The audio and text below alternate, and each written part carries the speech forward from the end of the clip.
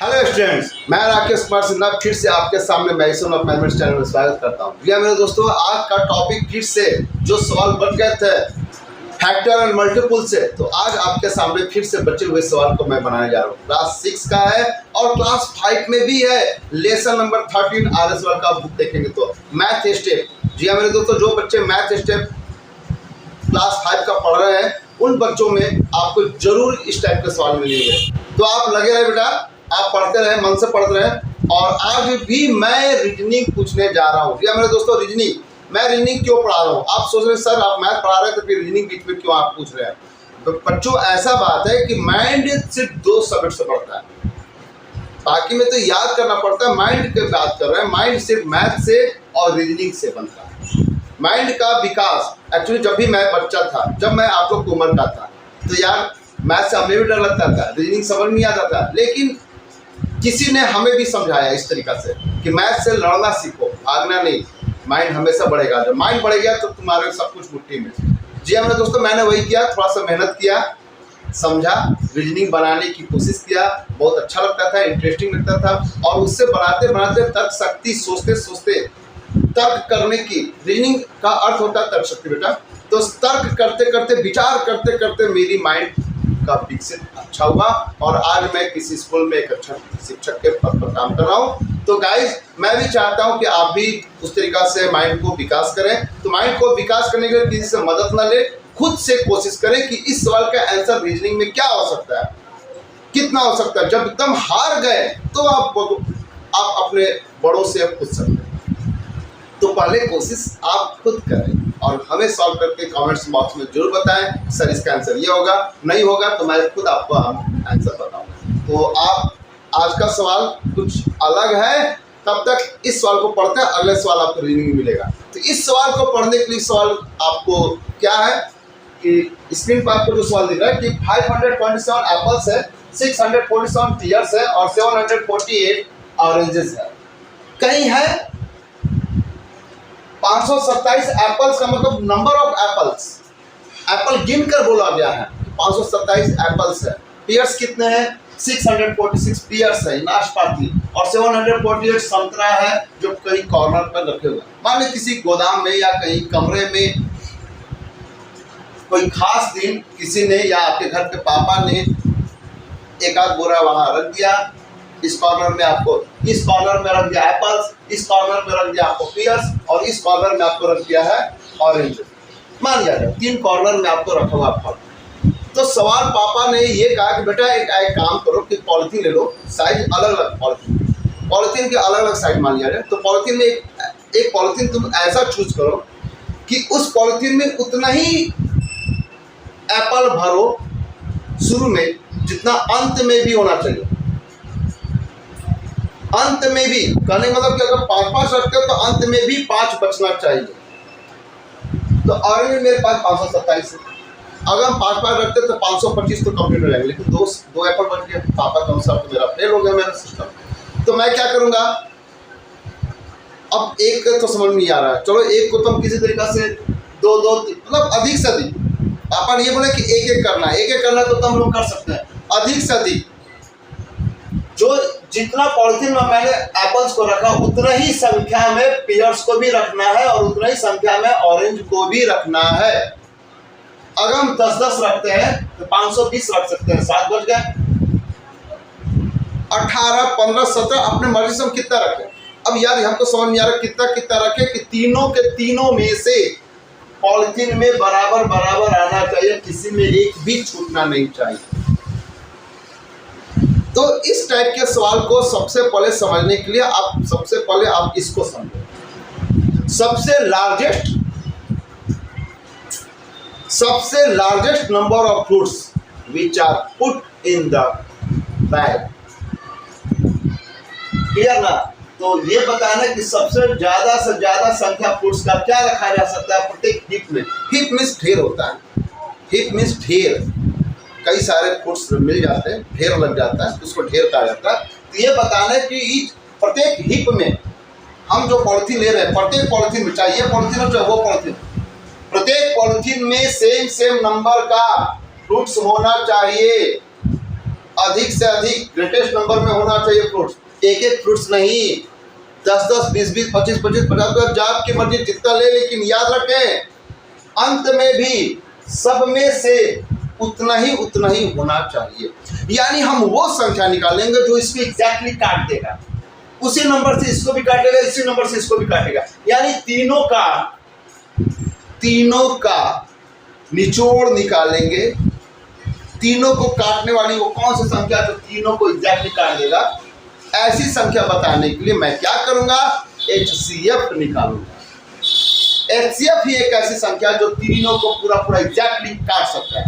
ध्यान दीजिएगा मैं क्या बता रहा हूं, तीनों को एग्जैक्टली नंबर से अगर नापना है, काटना है, बराबर मात्रा में बांटना है, तो ऐसे सवाल याद रखेंगे गाइस, हमेशा HCF होता है। HCF का मतलब हो गया हाईएस्ट कॉमन फैक्टर, मतलब इसके कई सारे फैक्टर होंगे, इसके ही फैक्टर होंगे, इसके ही फैक्टर होंगे, तो सबसे हाईएस्ट कौन सा फैक्टर होगा, यही तो निकालना। सबसे ग्रेटेस्ट नंबर क्या होगा फ्रूट्स का, हाईएस्ट या ग्रेटेस्ट, GCM भी बोला जाता है, greatest common multiple.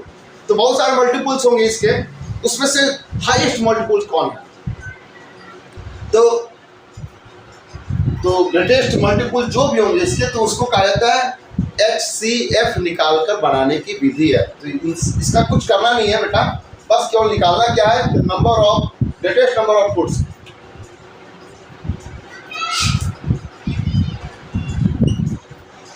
Greatest number of fruits in each heap is equal to, कैसे इतना लिखने वाला, ग्रेटेस्ट नंबर हमको चाहिए फ्रूट्स का जो हर एक हीप में होना चाहिए, तीनों में से, क्लियर ना, क्योंकि यहाँ लिखा हुआ सेम नंबर ऑफ फ्रूट्स हमको चाहिए। तो हीप में, हर एक हीप में, चाहे कोई भी पॉलिथीन हो, कोई भी पॉलिथीन में, कहीं भी हीप में, कहीं भी अगर ढेर लगाना हो, तो कहीं भी ढेर में फ्रूट्स की ग्रेटेस्ट संख्या क्या हो सकता है पॉसिबल, HCF of 527, 646 and 748। आप डिवीजन मेथड से निकाल लें, तीनों को डिवीजन मेथड से निकाल लें, जो भी आएगा आपका आंसर आएगा। गाइस क्या आंसर आएगा, पॉसिबल क्या क्या है, घटाइए, 16 से 7 या 9, 4 से 3 से 2 गया 1, और ये 1 हो गया, 119 आ रहा है। इसका कितना आ रहा है, इसमें से इसमें घटाएंगे तो क्या आएगा, 8 से 6 गया 2, 4 से 4 गया 0, 7 से 6 गया 1, 102 आ रहा है। अब इन दोनों का डिफरेंस क्या आ रहा है, 7 कितना आ रहा है, 17 आ रहा है, 7। यानी कि आपका आंसर क्या आएगा, 17 आएगा आंसर। 17 फ्रूट्स आप रख सकते हैं। तो 17 एक ऐसी संख्या है जो कि आप 527 में से अगर 17 निकाल कर कोई पॉलिथीन में अगर 17 एप्पल्स रखते हैं, तो अंत में भी 17 बचेंगे। इस पियर्स में भी अगर 17 पियर्स निकालते हैं पॉलिथीन में, तो अंत में भी 17 बचेंगे। और इसमें भी अगर आप ऑरेंज निकालते हैं 17 ऑरेंज, तो अंत में भी पॉलिथीन में रखने के लिए 17 ऑरेंज बचेंगे।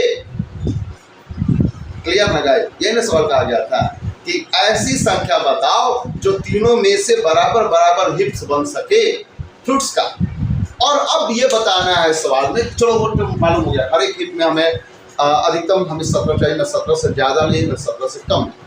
अब सवाल यहाँ पर एक हिप्स कितने बनेंगे, तो अब ये number of total हिप्स, also find the total number of such heaps so formed, जो तैयार हो जाएगा वैसे हिप्स की टोटल संख्या बताओ कितने होंगे। तो नंबर ऑफ टोटल हिप्स बराबर कैसे लिखेंगे, number of total such heaps so formed is equal to, लिखने के बाद कैसे बनाएंगे, समझ गए। तो आप एक काम करिएगा कि number of such hips, number of total hips बराबर नंबर ऑफ टोटल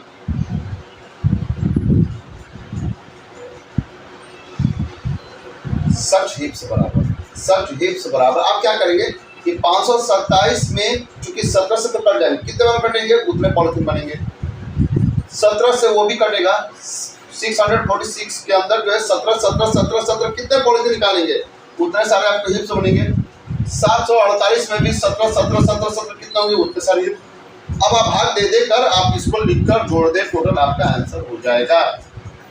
तो गाइस बहुत ही आसान था, बहुत ही अच्छा था, मजेदार था। आप इसका आंसर कमेंट में बताएंगे। मैंने रास्ता बता दिया कि टोटल हिप्स कितने होंगे, तो हर एक में हिप्स बनेंगे। तो हर एक में चलो भाई, तो हर एक में हिप्स बनना है, 17 का बनना है। तो इसमें 17 से भाग दे दो, इसमें 17 भाग दे दो, इसमें 17 भाग दे दो, टोटल कितने भाग हो गए, टोटल मिला के बताओ हिप्स कितना हो गया। तो यार ये हो गया आपका टोटल आंसर।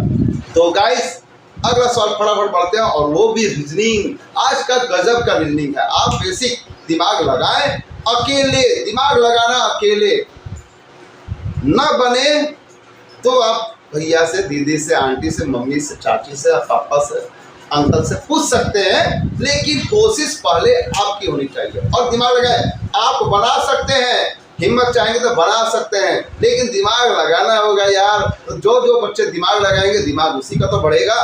तो गाइस हम इसमें चूके क्यों? क्योंकि माइंड बढ़ गया तो समझ लो दुनिया में आपके मुट्ठी में, आप चांद पर भी जा सकते हैं यार। तो गाइस आप अपने आप से बेवकूफ, अपने आप को बेवकूफ न बना, मेहनत करो, हिम्मत से काम लो, हम आपके साथ। क्लियर ना? और रोज आपको कुछ ना कुछ रीजनिंग देता रहूंगा। तो गाइस आप बढ़ाते रहें, दिमाग लगाते रहें। और तो गाइस आज का रीजनिंग क्या है, सवाल आपके स्क्रीन पर है, ध्यान दें। यदि 12 जून 2003 को बुधवार था, 12 जून 2003 को बुधवार था, मान लो, एक्चुअली है नहीं, हमने किसी कैलेंडर में मैंने देखा नहीं, मोबाइल में मैंने सर्च भी नहीं किया कि 12 जून को सचमुच में था क्या। सवाल गलत नहीं है, मानने को कहा गया। यदि मान लिया गया 12 जून को रविवार था, सोमवार था, एग्जाम में किसी भी प्रकार का पूछा जा सकता सवाल, पुलिस एग्जाम में और सिविल एग्जाम में, एसएससी एग्जाम, सॉरी, कई बार ये सवाल एग्जाम में आ चुके हैं गाइस। स्टूडेंट्स कई बार ये सवाल आ चुके हैं कि 12 जून 2003 को बुधवार था, तो बताओ 28 जून 2005 को, यानी ठीक 2 साल बाद को कौन सा दिन हो जाएगा?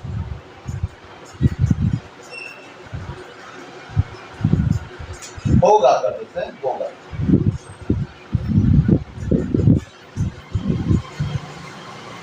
कौन सा दिन होगा? क्या वो दिन रविवार का होगा, सोमवार का होगा, शुक्रवार का होगा, या शनिवार का होगा? सोचो और कमेंट्स में आंसर देना।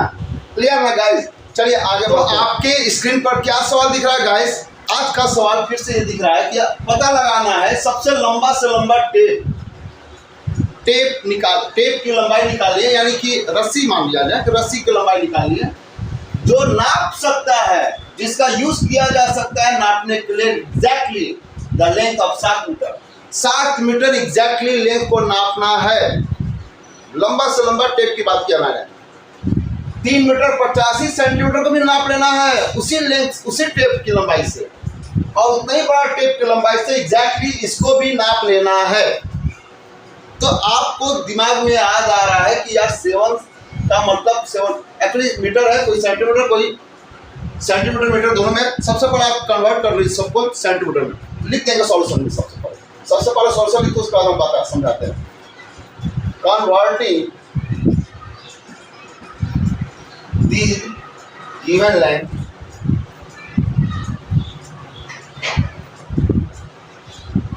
इन centimetre. So 7 meter means 700 centimetre. 3 metre 85 centimetre means 385 centimetre, क्योंकि 3 मीटर मतलब 300 अब प्लस 85 और, तो 385 सेंटीमीटर। सिमिलरली 12 मीटर 95 सेंटीमीटर का मतलब हो गया आपके पास 1200 सेंटीमीटर, और प्लस 95 कुल मिलाकर 1295 सेंटीमीटर। तो आपके पास गाइस क्या हो गए? आपके पास 3 लेंथ हो गए। एक हो गया आपका 700, दूसरा हो गया आपका 385, और तीसरा हो गया 1295 सेंटीमीटर में। तो गाइस आपके पास 700 है, 385 और 1295, आपके 3 प्रकार का लेंथ है। और इस लेंथ को नापना किससे है? एक लंबी से लंबी टेप को बताओ लंबाई, मतलब इससे लंबी नहीं, क्योंकि 700 से लंबी अगर हम ला देंगे तो नापना तो टेप को पड़ जाएगा। फिर टेप कितना लंबा है, नापना हमको टेप को नहीं नापना, इन तीनों की लंबाइयों को सेम नंबर से नापना है। तो मान लिया अगर हम 5-5 सेंटीमीटर का नापते हैं तो 5 और 5 से तो नाप लेंगे। क्या ये मेरी सबसे लंबी लंबाई होगी 5 सेंटीमीटर की? क्या 5 सेंटीमीटर से बड़ा कोई लंबा हो सकता है टेप जो इन तीनों को एग्जैक्टली नाप सकता है या काट सकता है या बांट सकता है? इस टाइप का मैंने क्या पढ़ा था, याद करो, इससे 15 सवाल में इस टाइप का जो भी सवाल आता है, सवाल चाहे जैसा भी घुमा को हो, तीनों को बांटना हो, तीनों को काटना हो, तीनों को नापना हो, तीनों से निकालना हो। मान लिया जाए कि 700 लीटर दूध था, 385 लीटर दूध था, 1295 लीटर दूध था। एक मैक्सिमम नंबर क्वांटिटी से आपको तीनों को नापना है, बताओ उसकी कैपेसिटी क्या होगी। मैंने सवाल पढ़ाया था दूध वाला। तो इस टाइप का सवाल चाहे नापना हो, काटना हो, बांटना हो, छांटना हो, जैसा भी करना हो, तीनों को बराबर करना है। याद रखना एचसीएफ ही निकालते हैं। जी हमें दोस्तों HCF निकालिएगा।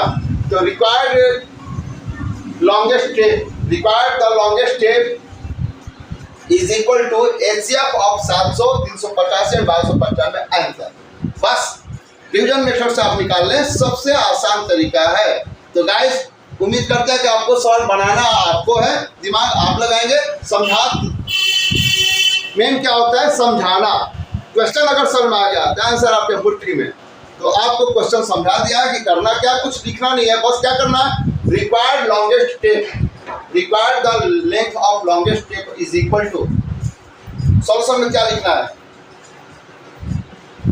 Required length of the longest tape is equal to HCF of, किसका HCF निकालेंगे, इसका और इसका। आंसर क्लियर ना गाइस? चलिए आप सॉल्व कर लीजिए। लिखने का प्रोसेस यही है, आप लिख लीजिएगा और इसे सॉल्व करके आप कमेंट में बताइए कि इसका आंसर सही आया या नहीं आया। गाइस अगला सवाल। तो स्टूडेंट्स आज का आखिरी सवाल बहुत ही मजेदार और कंपटीशन में हर बार आता है, अच्छे कंपटीशन में आते हैं। बैंक में हो गया, रेलवे में हो गया, स्टाफ सिलेक्शन कमीशन हो गया, कंपटीशन में बहुत सारे कंपटीशन में इस टाइप के सवाल आते हैं। बच्चे भूल जाते हैं, आपके बुक का सवाल है question number 33, RS Agarwal class 6।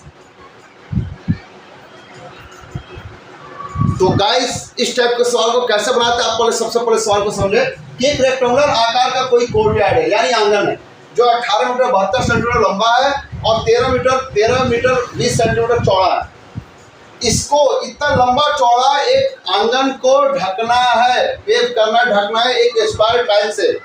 Same size का होना चाहिए, सारे के सारे स्क्वायर टाइल सेम साइज का होना चाहिए। और ऐसा होना चाहिए कि 13 बाई 20, जो 13 मीटर 20 सेंटीमीटर चौड़ा है, अगर हम टाइल्स रखना शुरू करें, टाइल्स रखना शुरू करते अंत में भी हम रख दें, न टाइल्स को तोड़े न फोड़े, लंबाई में भी अच्छा से ढक दे और चौड़ाई में भी अच्छा से ढक दे। बताओ कितने बड़े बड़े साइज का हो सकता है टाइल। सेम साइज होना चाहिए, टाइल्स को न तोड़ना है न फोड़ना है, सेम साइज का, जो दोनों को पूरा ढक देना है, लंबा में भी और चौड़ा में भी। तो क्या मैंने बताया था कि इस टाइप का सवाल को ढकना है, तोड़ना है, बांटना है, यानी कि बराबर मात्रा में इसको 18 मीटर 72 यानी 1872 सेंटीमीटर की लंबाई को हमको ढक देना है और 1320 सेंटीमीटर चौड़ाई को भी ढक देना है उसी टाइल्स से। तो टाइल्स की तो लेंथ हमको पता चल जाएगा कि टाइल्स की लंबाई एक्चुअली था कितना बड़ा का, या इतना बड़ा साइज का टाइल्स था, या इतना छोटा टाइल्स था, या कितना बड़ा टाइल्स था, कि हम इसको पूरी अगर लंबाई में नापते हैं 1872 को भी पूरा ढक दें, लंबाई को और चौड़ाई को भी उसी टाइल्स से ढक दें। आपको देखिए, मान लिया जाए ये लंबा चौड़ा है, मान लिया जाए ये 18 बाई 1872 सेंटीमीटर का है, और ये मान लिया जाए 13 मीटर 20 यानी 1320 सेंटीमीटर का चौड़ा है। चौड़ा ऐसे है, लंबा ऐसे। तो एक टाइल्स अगर हम यहाँ लेते हैं, टाइल्स मान लिया जाए हम लेना स्टार्ट करें, टाइल्स हम ढकना शुरू किए, तो सेम टाइल्स का है, लेकिन यहाँ क्या देखें कि टाइल्स बड़ा हो गया, टाइल्स हमारा छोटा अंत में हो रहा है। इतना बड़ा साइज का टाइल्स है और यहाँ अंत में जाकर टाइल्स को तोड़ना पड़ेगा। तो ये में जो मेरा जो साइज लगा है, ये साइज मेरा गलती हो गया। इतना ही बड़ा साइज इतना ही इधर में लगाना है आपको। तो यहाँ भी देखिए साइज मेरा बड़ा हो गया, जो टाइल्स हम लगाए हैं वो गलत हो गया, क्योंकि टाइल्स की लंबाई, टाइल्स कितना बड़ा होना चाहिए ये नहीं पता है। टाइल्स इतना बड़ा लाइए कि 1872 को भी पूरा पूरा नाप लो और इधर भी आपको पूरा पूरा ढक दे। क्या करेंगे, आप अपने मर्जी से 1 मीटर का या 100 सेंटीमीटर का 50 सेंटीमीटर का नहीं लेंगे, दोनों को पूरा पूरा ढकने के लिए गाइस बिना तोड़े फोड़े आप दोनों के एचसीएफ निकाल दें। क्या निकालें? एचसीएफ निकालें। आपको टाइल्स कितना लंबा लंबा होना चाहिए साइज मालूम हो जाएगा। तो टाइल्स की साइज कैसे निकलेगा? दोनों का एचसीएफ से। चलिए हम निकाल, इस सवाल को मैं बनाता हूँ, आपसे तो नहीं बनेगा, मैं बना देता हूँ। तो गाइस सब सवाल आपको नहीं, कुछ मैं भी बना के दिखाता हूँ। तो सॉल्यूशन में आप लिखे लेंथ ऑफ ए कोर्टयार्ड। किसी कोर्टयार्ड का लेंथ कितना है? 18 मीटर 72 सेंटीमीटर का मतलब हुआ 1872 सेंटीमीटर। आप इस तरीके से गाइस लिखना शुरू करें। And its breadth is equal to, breadth कितनी है? 13 मीटर 20 सेंटीमीटर, यानी कि गाइस 1320 सेंटीमीटर। नाउ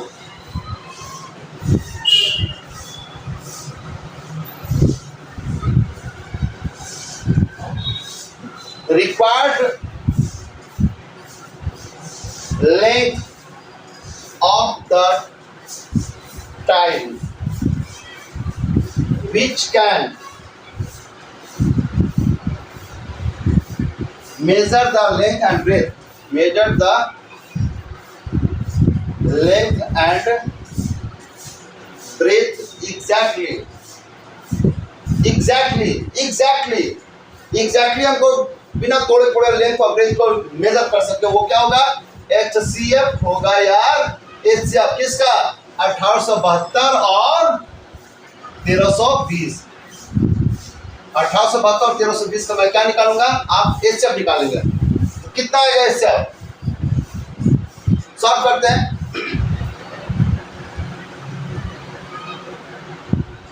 तो गाइस इसका एचसीएफ कितना रहा? 24 सेंटीमीटर मैंने रफ में निकाला है, आप भी रफ में निकाल कर देख लीजिएगा। 24 सेंटीमीटर का, यानी जो मैंने कमरा बनाया था या जो मेरा कोर्टयार्ड था उसमें 24 सेंटीमीटर का गैप लगाते हैं।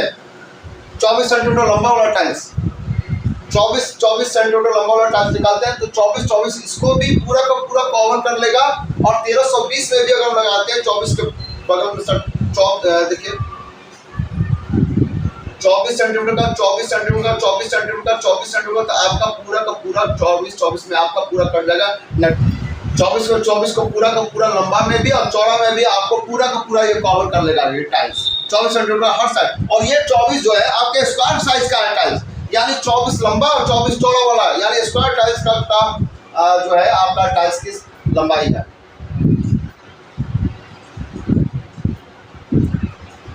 अब सवाल यहाँ पर क्या करा, हमें तो साइज मिल गया, वो स्क्वायर टाइल्स की जो सेम साइज की जो थी लंबाई वो आपको 24 सेंटीमीटर का लेंगे। सवाल कर रहा है find the list possible number of such tiles. ऐसे टाइल्स कितने लगेंगे यार? क्या करना है? लगना कितना है? तो 1872 में कितना लगेगा?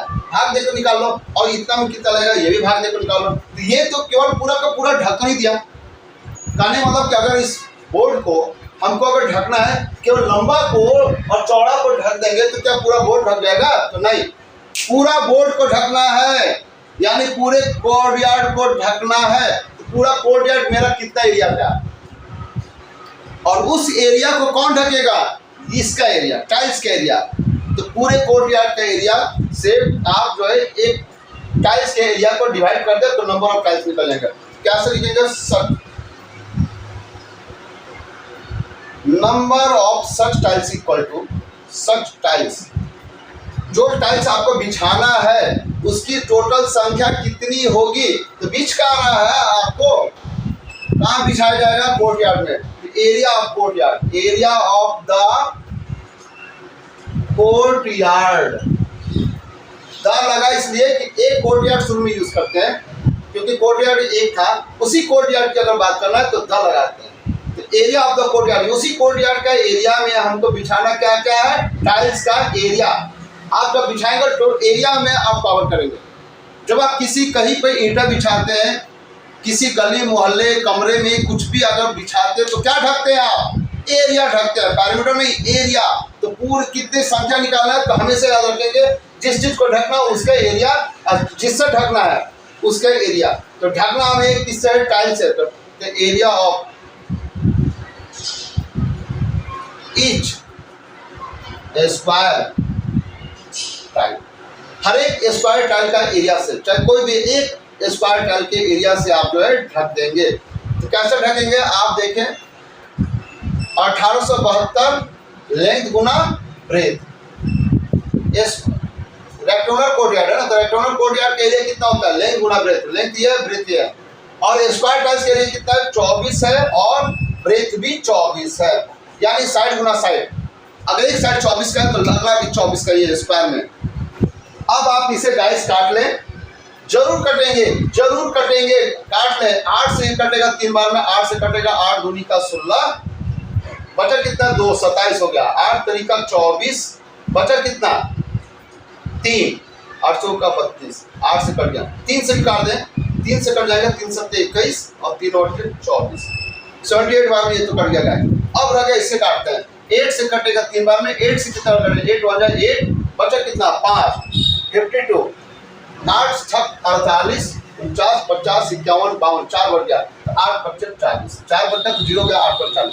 ये भी करेंगे 15 बार में, ठीक है, 3 25 55 बार में, 3 25 15 और 3 25 15, यानी 15 55 बार करेंगे। तो आपका आंसर क्या आएगा, 78 को गुना कर ले 55 से, जो आएगा आपका आंसर। यहाँ देख लें, 78 गुना 55 कितना आएगा, मल्टीप्लाई करते हैं 78 को 55 से, 78 को 55 से मल्टीप्लाई करते हैं, 8 25 40, 7 25 35, 7 25 35, 5 25 40, कितना आ रहा है 0, 5 4 9, 5 3 8 4 12 1 4, 4290, कितना आ रहा है 4290 टाइल्स लग जाएंगे आंसर। तो गाइस आज का सवाल कैसा रहा, बहुत ही मजेदार, बहुत ही डिफिकल्ट था, लेकिन मैंने उसे आसान बनाया है। तो आपको आसान बनाया तो आप भी हमें आसान बनाएं, लाइक सब्सक्राइब और जी हाँ मेरे दोस्तों शेयर करते हैं। तो प्लीज़ यार मेरा मेहनत बेकार न जाए, ख्याल रखें और लाइक सब्सक्राइब भी करें। तब तक thank you for watching my video, धन्यवाद, थैंक यू।